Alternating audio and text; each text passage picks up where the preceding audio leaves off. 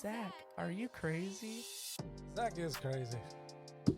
Now, why you kick my mic? I didn't mean to. I'm sorry. Welcome everybody to the Magnetico podcast. I am your. Look at this. Yeah, so 2 weeks off and with microphones are falling. Technical difficulties. Jesus, internet's not working. This is not brought to you by T-Mobile Home Internet. If you've got T-Mobile Home Internet, you damn near a step away from dial-up because this is the crappiest internet I've ever dealt with in my life. Hey, it's in the budget, and the Pirates just scored, and we can't even look at it because the internet is off. Oh my! There goes. It's up. DD2. Yes. Well, hey, that's our internet. That's our internet. Let's not be throwing that around. I was in here the other night trying to log in everybody else. Anyway, shout out to Sprint. Oh no, T-Mobile. They used to be Sprint. Anywho, we're back. 2-week hiatus. Listen, I don't know about you, but the way the baseball season started, it was miserable. I didn't even feel like talking because I've been preaching. I'm a glass half full guy and all that, and I'm reading all the comments on social media, and it's driving me crazy. And then I'm thinking about, man, I don't want to even talk about the Mets. Like it got to a point where we were winless. We were one of two winless teams in the MLB. So we started out 0-5. Yeah. And now we're 8-8. Hey, 8-8. We'll take that. We're 2.5 games. We won 8 of our last 11. That's great. Honestly. 2.5 games behind the Braves. But the Braves took a hit though. Yeah, the Braves are not looking too hot to start the season. I mean like to their standards, obviously they're in first place, but I mean, that's not the Braves team right now. Ronald Acuna is not playing like an MVP right now. I think he's hurt. You think so? I think he's battling a little. He was battling injury last year, I'm pretty sure.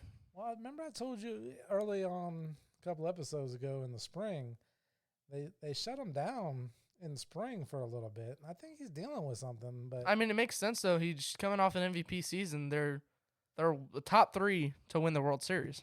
Yeah. So, I mean, it makes sense why they would shut him down for spring to be ready for the regular season. What's been amazing to me is the Mets pitching staff. It's been great. We have the best team ERA in the league. I think it's second. I think we moved into somebody took over the spot. But it's not even like it's not even our bullpen. Like I felt like our bullpen would carry the pitching staff. That's really not been the case for this team so far. I mean the starting pitching, I think he went right there. Yeah, he went, struck him out. But sorry, we're watching the Mets Pirates game. We're down 1-0 right now in the bottom of the 5th. But what was I saying? We were just talking about the pitching. I thought the bullpen would carry this team, but the starting pitching has been really solid this year. And that's what's surprising. With Senga out, and it looks like Senga's going to be out for a while. For the starting pitching, we don't have any big names, but they're doing a good job. Now the thing is, are they going to be able to, make it last through a whole season? I want to shout out 2 pitchers real quick on the Mets pitching staff. Please do. Sean Manaea, great through 3 starts, like below a 2 ERA, which is awesome. And Jose Butto, I don't know how to say his last name. He's been pitching phenomenal. Didn't they just bring him up though? Yeah. Yeah. No, but he's been bouncing with the majors and minors the past 2 years. But that last start they had versus the Royals, that was a great start. And we talked about this on past episodes. The one thing about the Mets is they have depth. They have depth in the minors at all positions. And, right now we're playing without J.D. Martinez. Doesn't look like he's going to be available to the end of probably the beginning of May. I think he'll be up next series. I don't know. We'll see. But, we're doing good. We're playing scrappy. Now, yeah, for sure. I want to talk about a couple things that I think have helped the team. I'm always, what do you call it, glazing? I'm always glazing. Hey, but before you do that, I actually want to shout out. I want to make a point real quick. The young guys are stepping up for this team. Like I said, Jose Butto, whatever. Butto, I think it is. Brett Beatty, he's been playing phenomenal. He's batting over 300. He looks so comfortable at the plate compared to last season. And you know why I think he looks comfortable at the plate is his defense. Yeah. And, okay, so let's get into this. Oh, the fans have been on another level when it comes to bashing the team. And, we started 0-5 or whatever. But to the point with Lindor, what was Lindor batting? Oh, he was batting. He was in the .03s. Like he was like 1 for 27. It was bad. They have that saying in baseball, the Mendoza line. You ever heard that saying? I've never heard of the saying. You've never heard the saying Mendoza line? I think we have to look it up. I think the Mendoza line has to do with an ex-player that wasn't a great hitter. Speaking of Brett Beatty's, and you have to hit above the Mendoza line because he was like terrible. Yeah, and it's just fitting that the Mets manager is Mendoza. I don't know if that's the guy. It might be. But let me get to the point. So Lindor starts off the season terrible. Everybody move him down in the batting order. He's a bum. And it's not even they're not even just talking about Lindor. I mean, Nimmo didn't start the season too hot. No. These people were talking about Lindor to the point on X, Twitter, whatever you want to call it. They went after his wife. Oh, that's terrible. That's insane. You fans that you think Lindor, who brought Beatty, brought Vientos to Port St. Lucie. What a play. In the offseason, in the winter, trained with them, helping them with their defense. That's captain stuff. You think he wants to start the year off bad? But my point of this is Steve Cohen comes out and says, hey, when we come home on Friday night, let's give Lindor a standing ovation. And the fans on social media were ripping Cohen. And what happened? They came home, and then the majority of good people won, and they gave him a standing ovation. Which was great to see. And he's kind of turned it around since being home. He's a little bit before coming home, but he's turning around. And it's not like he had to be the most unlucky player in baseball. Oh, no, for sure. It wasn't even like he was striking out. Like, he was putting the ball in play, hard-hit balls every time. So, he's doing his job. He's playing good defense. Do you move him in the lineup? Maybe, but, there's been some questionable things with Mendoza as far as the lineup goes early on in the season. But yeah, I don't know how I feel about Mendoza. It's early. Yeah. We can't judge the guy yet. Which is why I don't know how I feel about him. I tell you what I do like, the double steal last night. Yeah. Double steal. Then Bader gets the big hit down the line, and we score 2 runs. Harrison Bader's been great lately. I mean, him too. He didn't start off too hot this season either. No. But I'm still not a big Bader fan. I will say this about Bader: he's what's the matter? Am I saying his name wrong? No. Nothing. Oh, Alvarez. He is a scrappy player, and that's kind of what this team needs. Some scrappy ball players. So I'm for it, but we come home, we give him standing ovation to Lindor. He has a good series. Alvarez has started out good, but then Dwight Gooden gets his number retired. And I think that was a big lift. Oh, for sure. That was a big lift for, there was a lot of people in the stadium. And I saw this that I wanted to share with you because you didn't get to see Dwight in his prime. I did not. August 11th, 1984 to May 5th, 1986. Listen to this. He had a 37-5 record. His ERA was 1.38. Oh, wait, this is a span of how many years? August 11th of 1984 to May 5th of 1986. So 2 years. 2 year span. 37-5, 1.38 ERA, 25 complete games. 25? 25 complete games. Holy crap. 412 strikeouts, and he pitched 404.2 innings. That's insane. You just don't see that anymore. You don't. And they were talking about the other night, who's the guy that pitched for LSU? Paul Skeens? Paul Skeens. So they're talking about when he's going to come up. But they've got him on such a pitch count that he's not stretched out enough. He's like throwing 50 pitches in a game in the minors.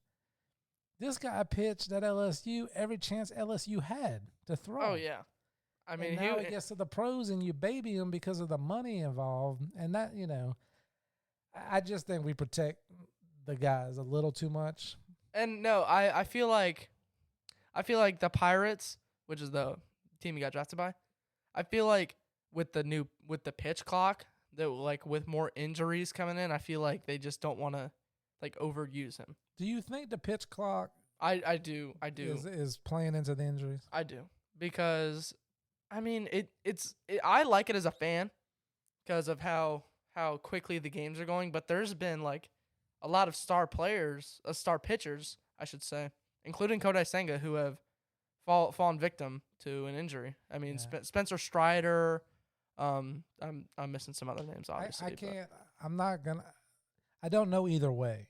I can see the argument for it, but I'm gonna go by. I think I've said this before. I would like to see them do away with the pitch clock in the 8th inning on, just because the drama and the mind and chess game that goes on. Runners on second and third, 1 out, bottom of the 9th. Pitchers, 2-0 count. He needs to regroup, gather himself. Then it gives a chance for the fans to get even louder. Yeah. And get that atmosphere in the stadium that you're looking for. So I like the pitch count for the faster game, but I feel like if you're not going to do the 8th inning, then maybe just the 9th, do away with it. Now, if you're being extreme, then maybe you get a warning or something. But it's such a chess game between pitcher and catcher. The guy's throwing 100 miles an hour, and then he hits you with an 84-mile-an-hour slider. It's just too rushed for me. But I'm more of a traditionalist when it comes to stuff like that. I mean, I completely agree, but I definitely feel like the pitch clock is allowing more injuries to pitchers, which I feel like the pitchers have been getting hurt every year before the pitch count. Like I know, but I feel like way more pitchers have been getting injured. Yeah. That's why depth is so important in this league. Yeah, I don't think it's something they're going to change. We may see them add my suggestion. I'll probably because they're listening. Yeah, I'll probably email MLB. We should have seen all the emails that I've gotten that we're not recording for 2 weeks. People were really upset, so we had to jump back on But yeah, that's where I was at with it. I just wasn't in the mood to talk Mets baseball. I mean, we were playing really sloppy. I needed a good sample size. 16 games is a good sample size. And like at the beginning of like when we were winning, we were winning like 2-1, 1-0 one game. I mean, our offense this year is not that great to start the season. No. I feel like we'll definitely pick it up, and a big factor of that is what we talked about earlier with Lindor. He was definitely a big factor of that because he is the captain of this team. Is he? Yeah, for sure. Unofficial captain? I would say so. He's such a leader in the locker room. He needs to be the captain because you don't know Pete's future. Yeah, for sure. But because Lindor still got 8 years with us. Yeah. I definitely would say that he's the captain. For sure. I agree with you on that right now. But what else is happening that we need to discuss? We had the college basketball's over. The women took over. I mean, I feel like the women's basketball was just so much more fun to watch to me. But I never really, I'm a casual basketball fan. Let me say that. So I had never really watched college basketball. I'd always seen highlights or whatever. But yeah, I'm the casual. So I really don't know nothing about college basketball. And I feel like the women's tournament was way more likable to watch than the men's. And I want to get into a question with you. So the WNBA draft was yesterday, April 15th. We're recording this on the 16th. How do you feel like Caitlin Clark, who got drafted number 1, do you feel like she's going to change the league? Nope. Why not? You want my honest opinion? I do. I don't want to get canceled. Yeah. There's twofold. This is my take. The women's college game was more enjoyable because the women are actual college teams that have been built from scratch, recruited from scratch, have been there 3-4 years, 5 years with the COVID and everything. You've had coaches build a roster, build the continuity, build the program. And you have some stars. The Reese girl from LSU. LSU have several. I'm not going to pretend I know everybody or even watched a second of it. But I don't watch women's sports. And to answer your question, the only women's sports that I watch is the women's national soccer team.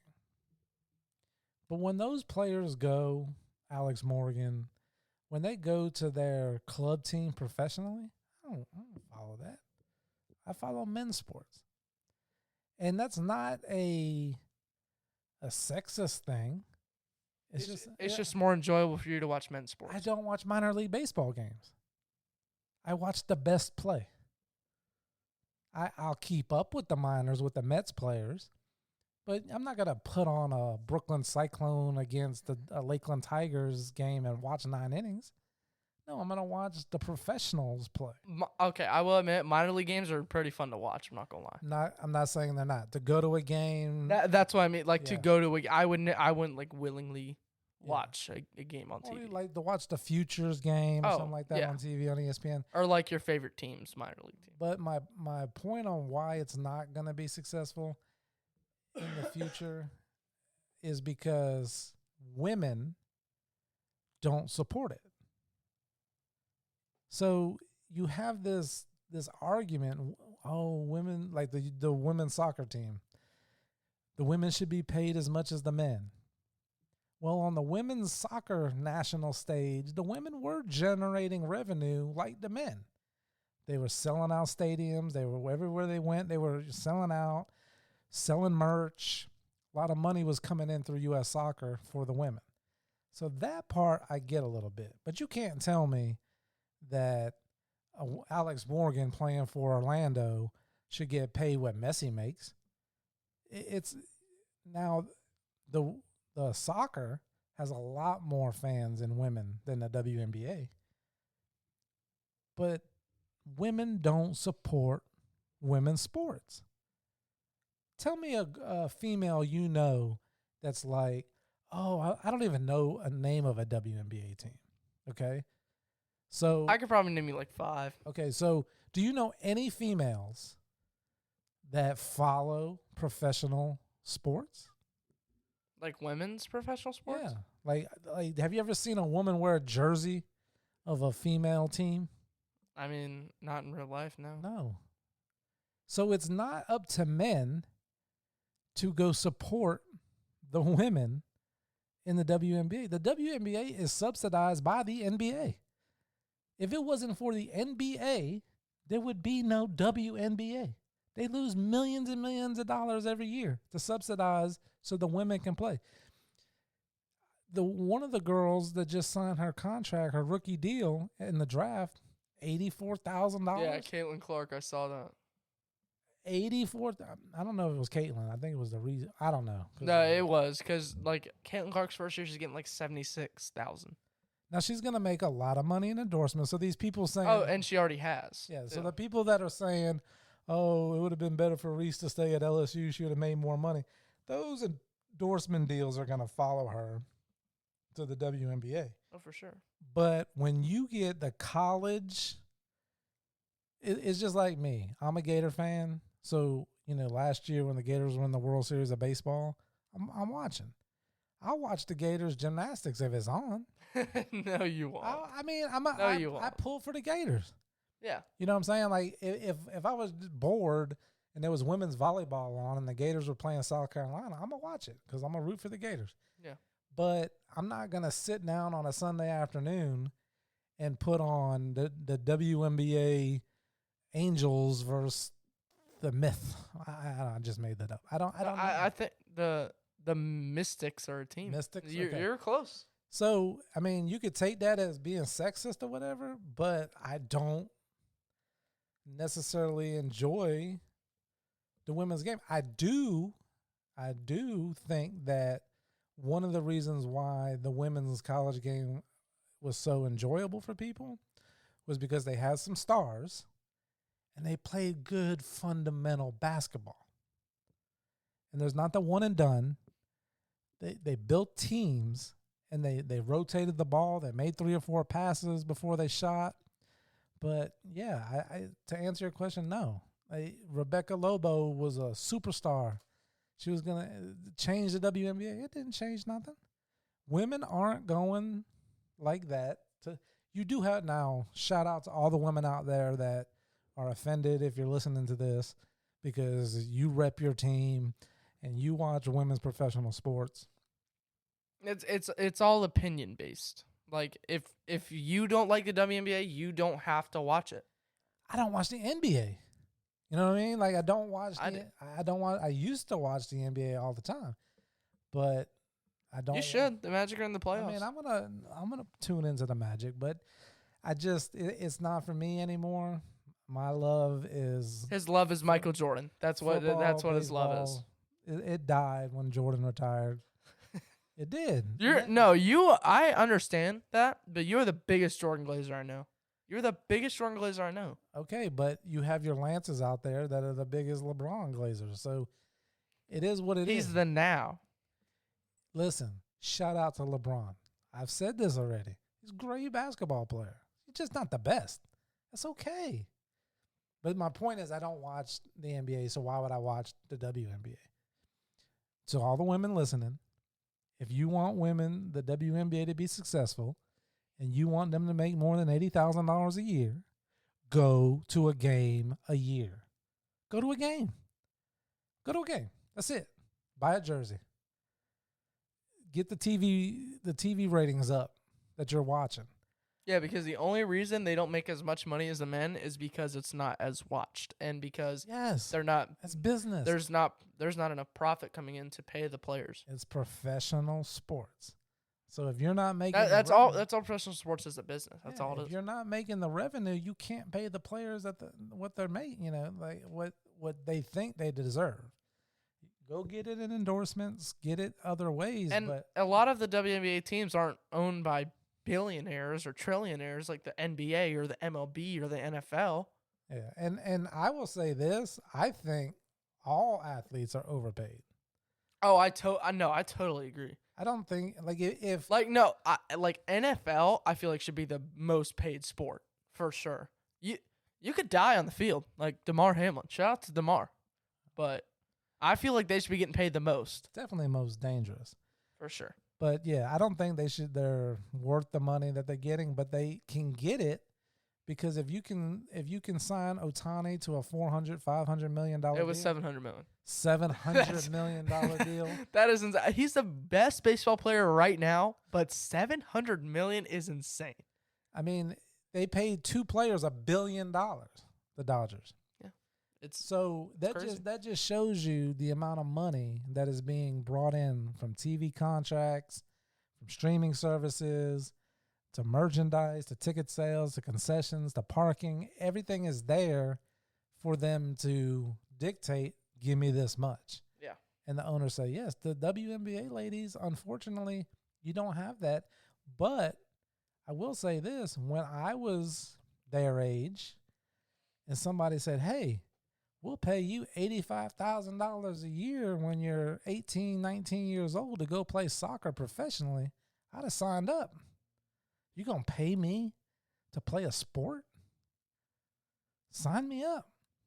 The same reason why these guys go into rookie ball straight out of high school, sign a $100,000 signing bonus, and get paid $30,000 a year to play rookie ball. You're playing a sport professionally and you're making money? Go dig a ditch. Go lay some bricks. It's a lot easier to play in the WNBA.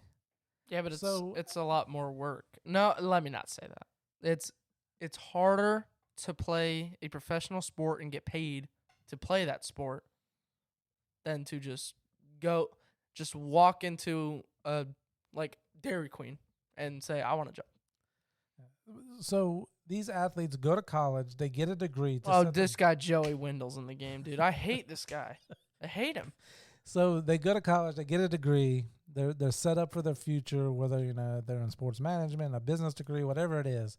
They have the opportunity to be something successful in a professional career, and they also have the opportunity to make some money to play professionally.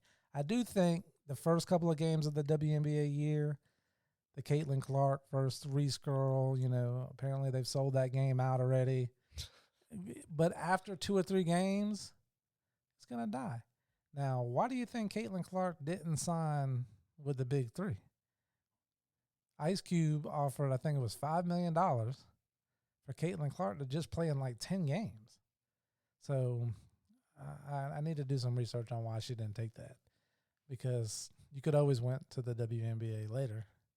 Yeah. or 10 games. Like, didn't you sign as a undrafted free agent? Wait, 10 games where? That was the deal that the Big Three offered. What's the big three? Is So that? you don't even know. The big. That's like that physical basketball league that Ice Cube owns. Yeah, he owns a league that's just 3-on-3. Oh.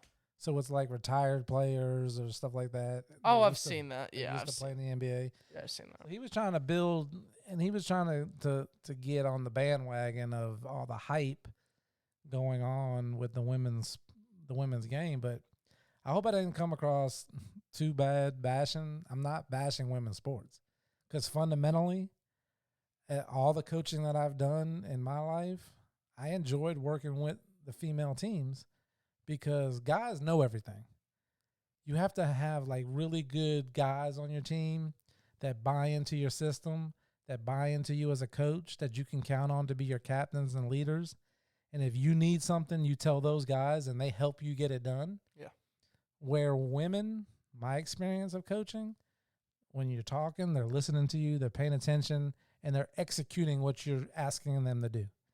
And I think that's why it was such a good brand of basketball that was being played in the college game, opposed to a Duke or Kentucky, who they get great recruits and they're gone after a year. And now you're trying to replace them. That's all Duke is going to be next year. All recruits. So, I mean, I hope that answered your question, but shout out to the women. It'd be a fun women's sport to watch. Women's football. Tackle football, just like the NFL, same rules. That would be fun. I'd watch that willingly. Here's a good comparison, okay? If you put on a Gator softball game against Florida State, I'll just pick Florida State. What you could do, there's a lot of great college softball teams. Oh, yeah. Texas, there's a lot. But if you put on a women's college, Texas versus Florida, it is a very entertaining game to watch. For sure. Why it's not a professional sport? Yeah, I was just about to ask if there's professional softball. I don't think there is, though. No, I mean, they have it in like the world stage, and this brings up something that we were discussing on one of your games.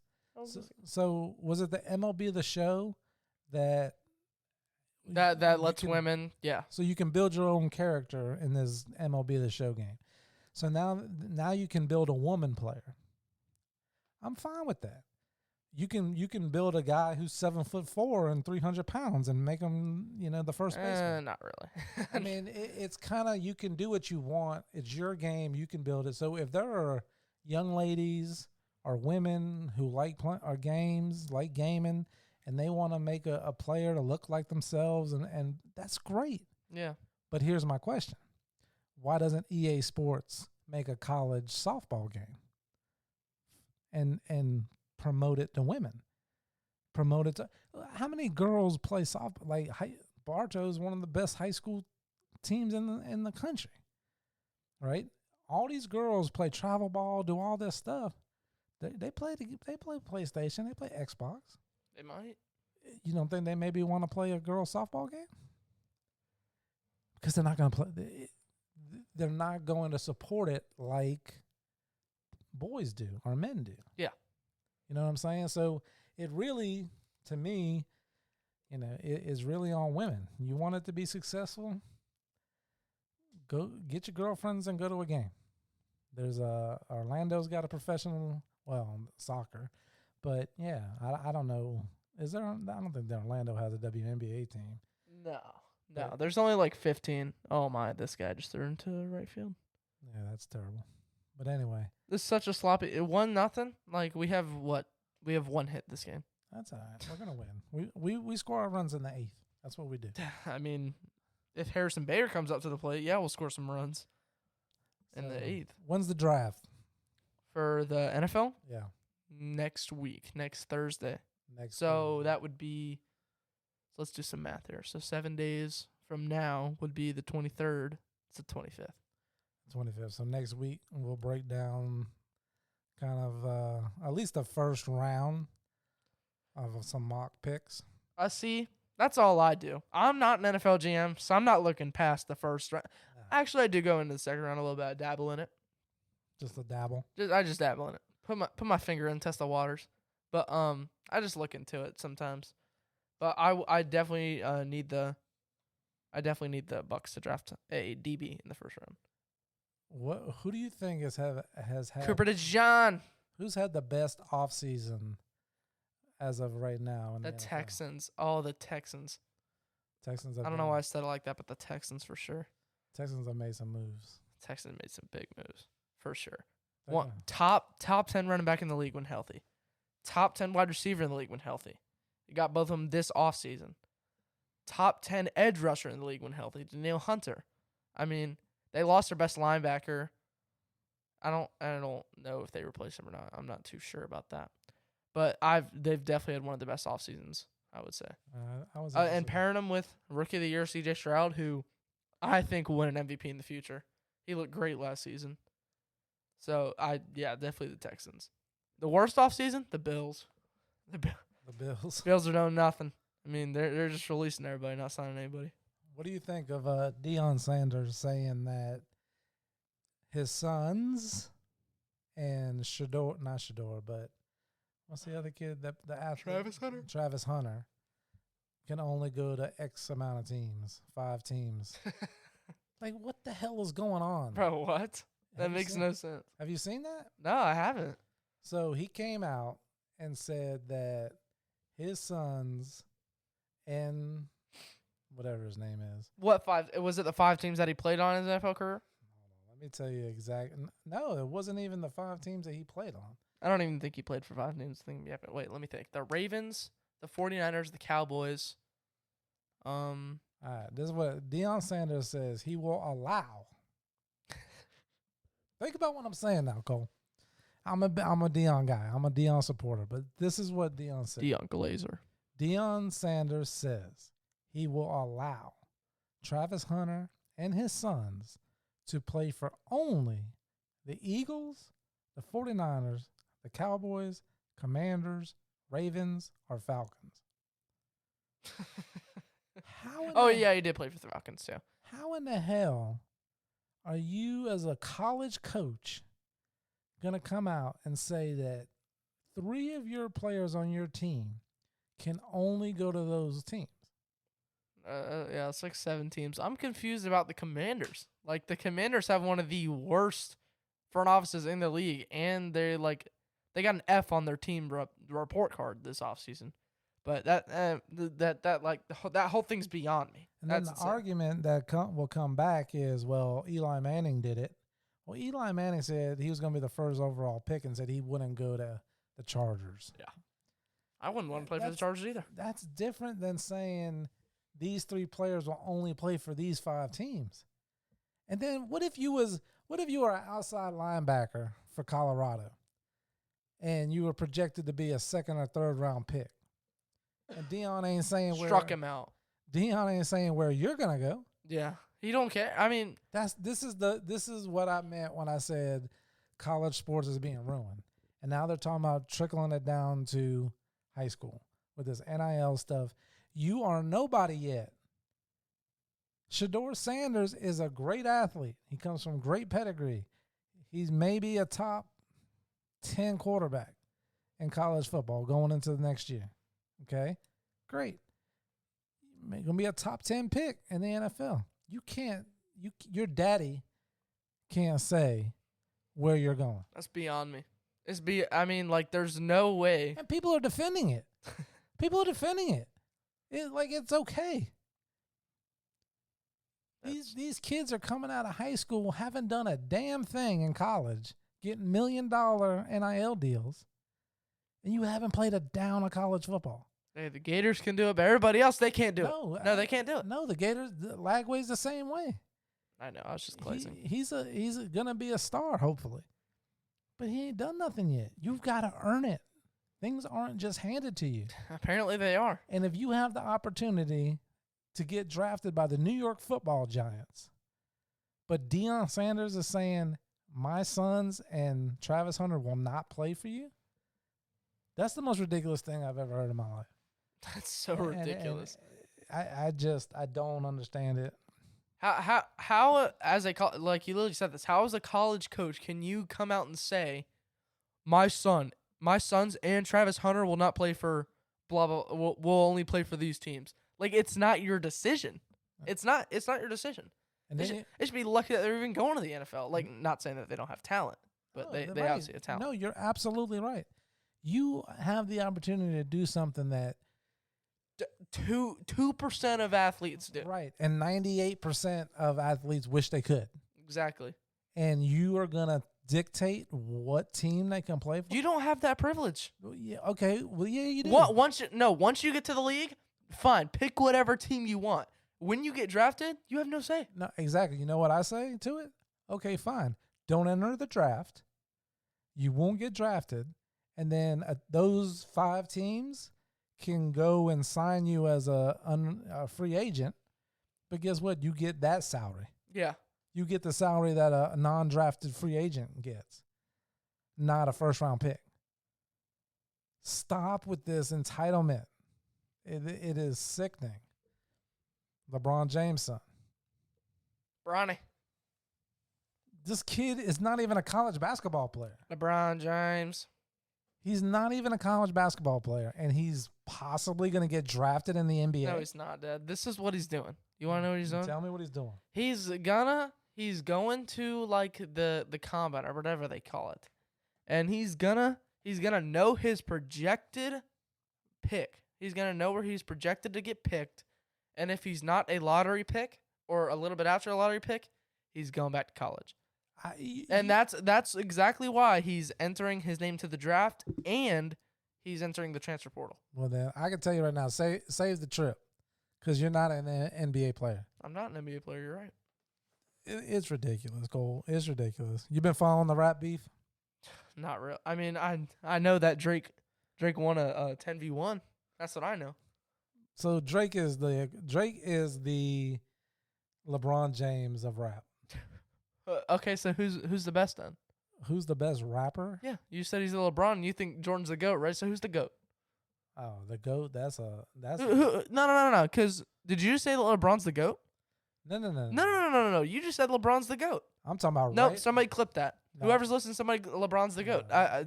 That's all I need to hear from you. Thank you. You go back and listen. Thank you. P. Alonso's at the play with the runner off first in the bottom of the 7th. Let's go. I said Drake is the LeBron James of the rap. So he's second best. I'm not even okay.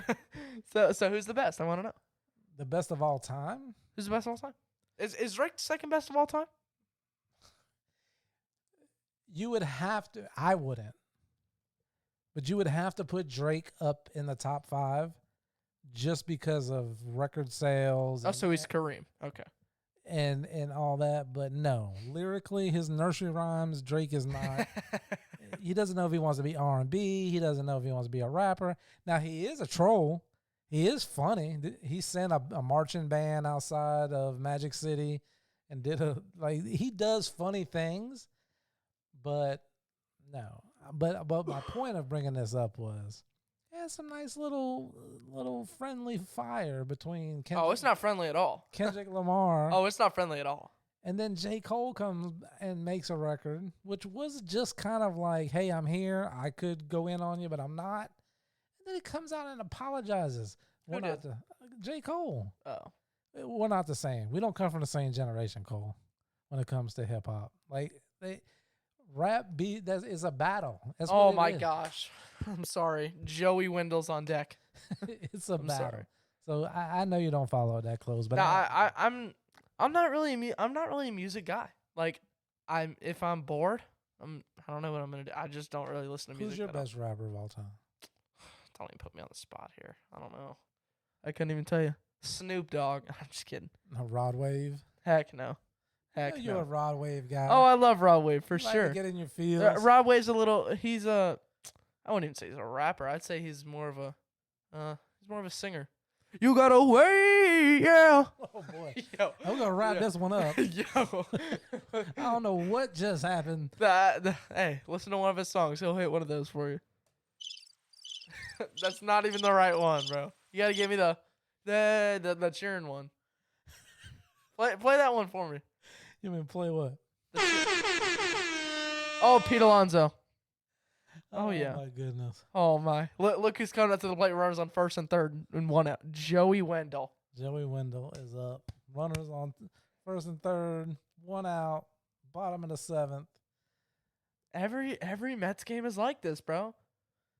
They're lucky they're not playing in my inning. But lucky they don't have a time limit because we would have lost every single game this season. Pittsburgh's a good squad too. They're a decent squad. They're a young team. I do like their squad. Their shortstop's big. Holy, he's big. And I went to the Flying Tigers versus the Pirates single A affiliate game. They got another big old short. Their shortstop in single A is 6'6". O'Neal Cruz is 6'7". Wow. Like, they got some big fellas. O'Neal Cruz is a good ball player. He is a great ball player. Is Ellie better than O'Neal? Who's a better Cruz? You know, Ellie. I think they're both overrated, but they're both great. I think they're both overrated. I think Ellie's a little overrated after watching that Cincinnati series, but Oh my gosh. I wish he was on the Mets. You wish everybody was on the Mets. I wish he was on the Mets over than Joey Wendell. I hate Joey Wendell. Where did Joey Wendell come from? He had one decent 2 for 11. Man. 2 for 11, no home runs. Hey, The fans are into it, though. Hey, the fans are into it. As long as Joey Wendell doesn't ground to a double play. Oh, he's about to, isn't he? I guess we're going to wrap this up, but I guess we're going to keep, because for the fans that aren't watching and listening tomorrow, we'll let you know what happens. Hey, he's got a great eye. We're going to wrap this up after the end of this half inning. He's got a, hey, better about a swing, about a swing. This is crazy. Oh, was Lindor stealing? No, he's not stealing, Dad. Let's be serious. And the pitch swung on. Do a play-by-play. 1-1 count on Joey Wendell here. If I want a sports broadcast, let me practice here. Let me practice here. Is the mic too close? Bottom of the 7th, 1 out. Runners on first and third for Joey Wendell. He's not. I think he's going to get a hit. Outfield shaded in. 1990s stance. And the pitch. Swung on. Belted to left. Uh-oh. It'll get down. Joey Wendell. Pete's chugging for third. He'll make it. Joey Wendell with the RBI double to tie the game. I told you he was going to get a hit. Like, hey, all I got to do is talk down on a player, and that's what they'll do. Let's go Mets, baby.